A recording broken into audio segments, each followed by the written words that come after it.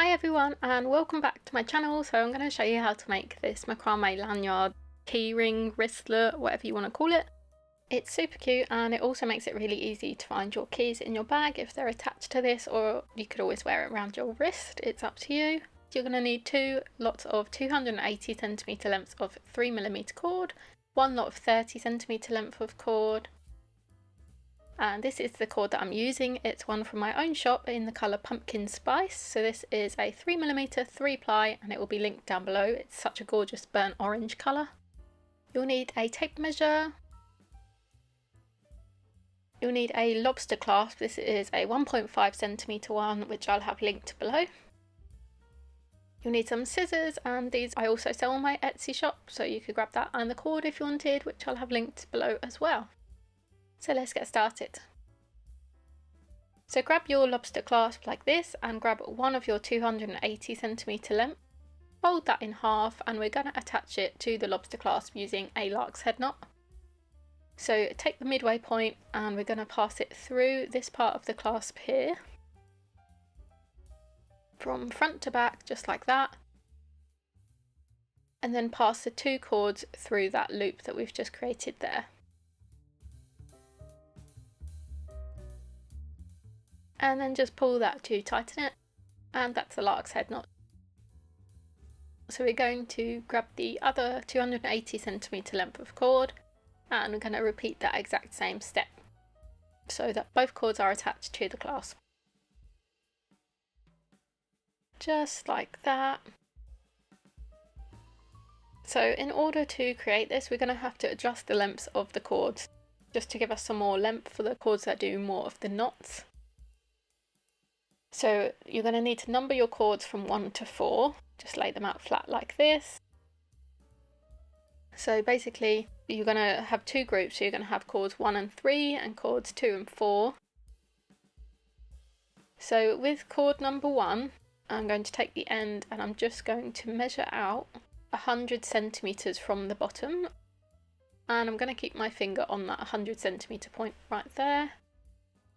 Need to adjust the knot so that that 100 centimeter mark is at the bottom of the lobster clasp.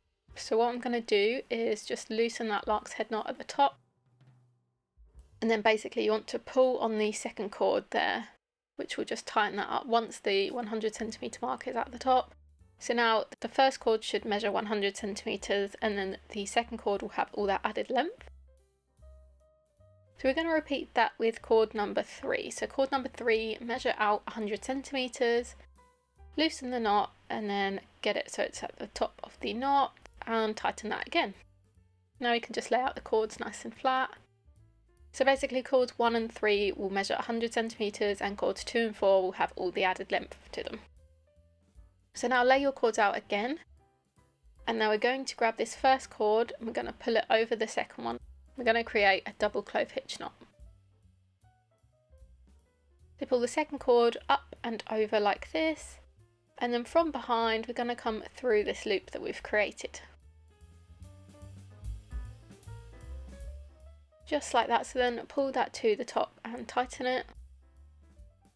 And then we're going to repeat it once more on the same cord to create that double clove hitch knot.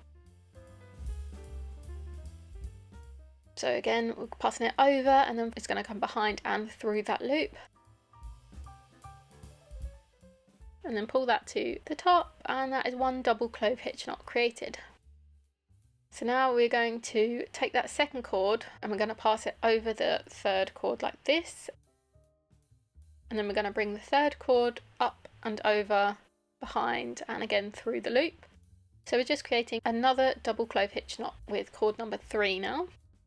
So again, up, over, behind and through the loop.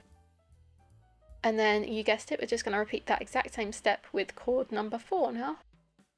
So cord number 4 will come under this one, and then we'll bring it up, over, behind, through the loop, and then remember to repeat that twice with each knot.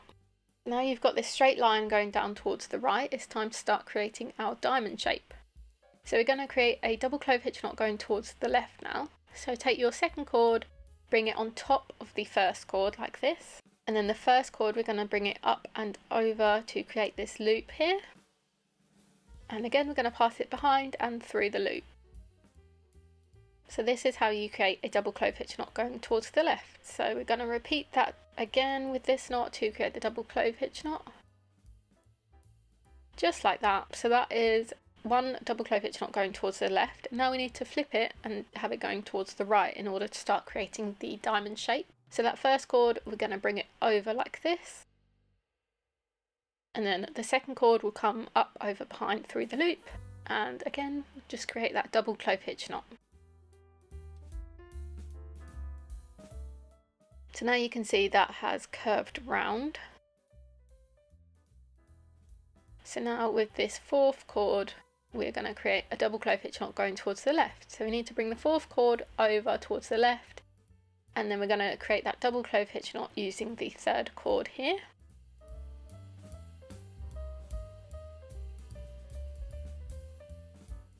So now you can lay out all the cords nice and neatly again. So basically we are going to close off this diamond shape. So you can see at the top we've got this straight line here, so we want to continue that line so it looks nice and uniform.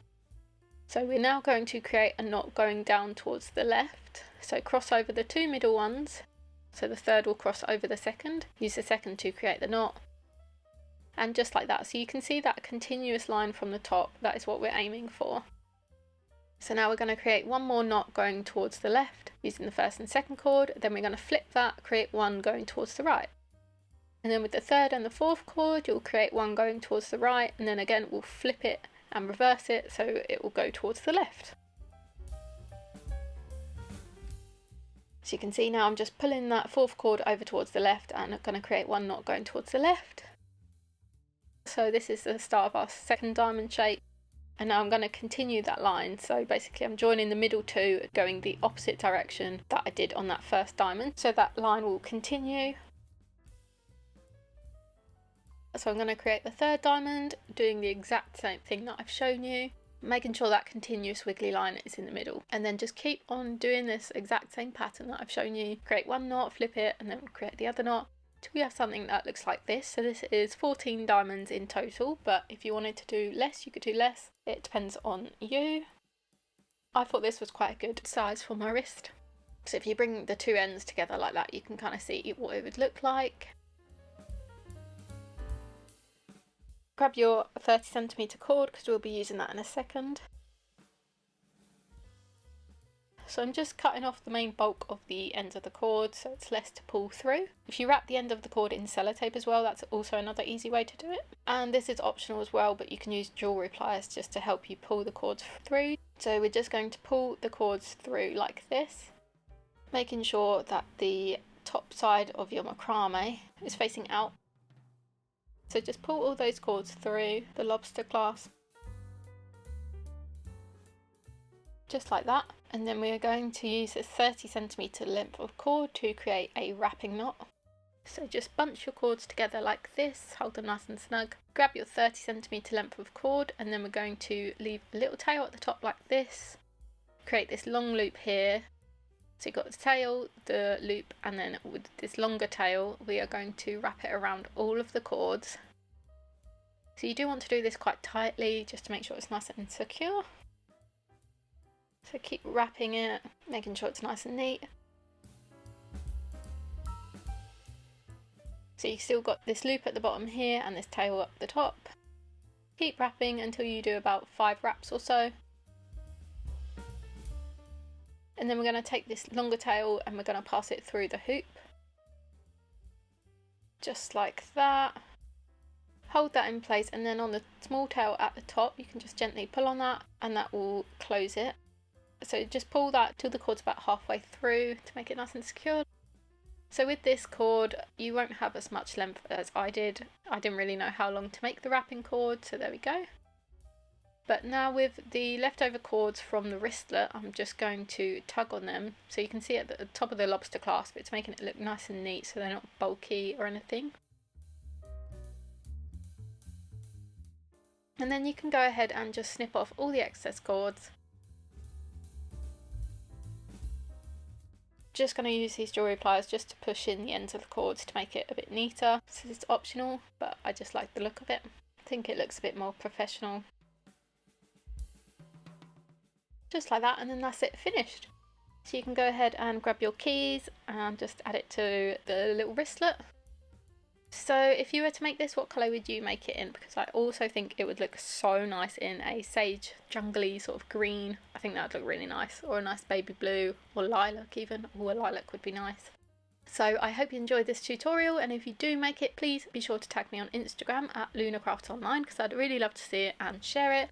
And as always, if you could like, subscribe or comment, that'd really help me out, and I hope you have a lovely week. Bye!